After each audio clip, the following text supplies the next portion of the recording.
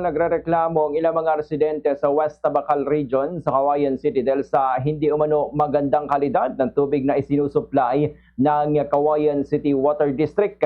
Sa panayam ng Bombo Radyo Cauayan kay Kagawad Saturnina Abad ng Barangay Kulalabat, sinabi niya na bagamat wala pang formal complaint na natatanggap ang barangay, marami umano siyang naririnig na reklamo at nakikitang hinaing ng ilan sa kanya mga kabarangay hinggil sa hindi malinaw o ibang kulay ng tubig na lumalabas sa kanilang gripo. Anya, personal din niyang naranasan na maging kulay gatas na ang tubig na kadalasang nangyayari tuwing madaling araw, subalit nagtatagal lamang naman umano ito ng 1 hanggang 2 oras, ngunit hindi naman ito palaging nararanasan.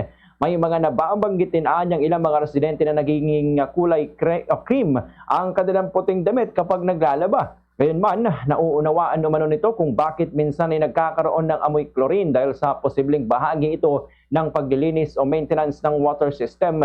Nanawagan naman si Abad sa mga residente na formal na iparating sa barangay at sa Cauayan City Water District ang kanilang mga reklamo upang agad na matugunan ang kanilang hinaing. Ganitong bahagi ng pahayag ni Kagawad Saturnina Abad.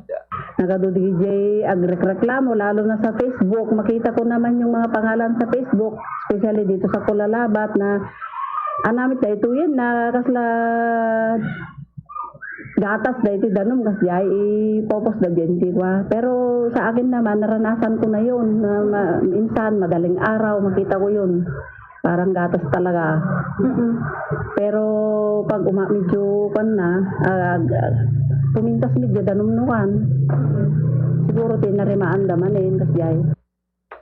Samantala, nanindigan naman ng Cauayan City Water District na wala pa silang natatanggap na formal na reklamo hinggil sa umano'y marumi at may kakaibang kulay na tubig na nararanasan ng ilang residente sa West Tabacal Region. At sa panayam ng Bombo Radyo Cauayan kay Engineer Manolito Supnet, manager ng Cauayan City Water District, sinabi niya na hindi nila agad maimbestigahan at matugunan ng issue kung wala namang formal na reklamo na inihahain sa kanilang tanggapan. Gayunman, pinaliwanag niya na sa lambak ng Cagayan ay mataas ang mineral content sa ilalim ng lupa, partikular ang iron at manganese.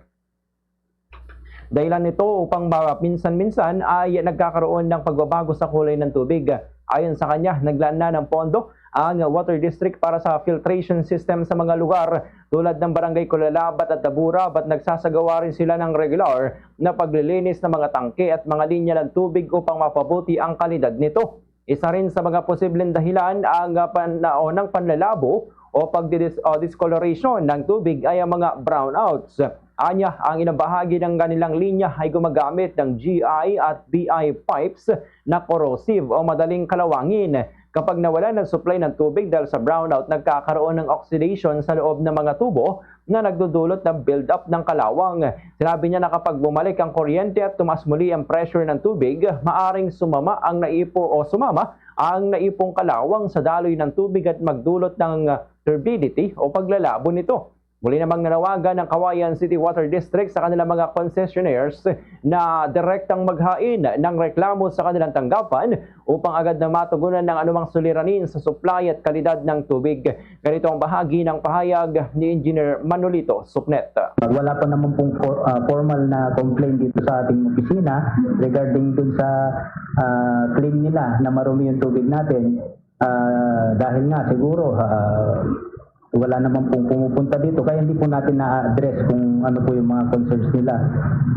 Well, in fact, dun sa area na yan, kung may mga reklamo sana, kahit isang tao lang sana na pumunta dito, masasabi natin na valid yung claim nila. Pero so far, yun nga, sasabi nyo na pati sa barangay, wala pa naman pong formal na nagko-complain.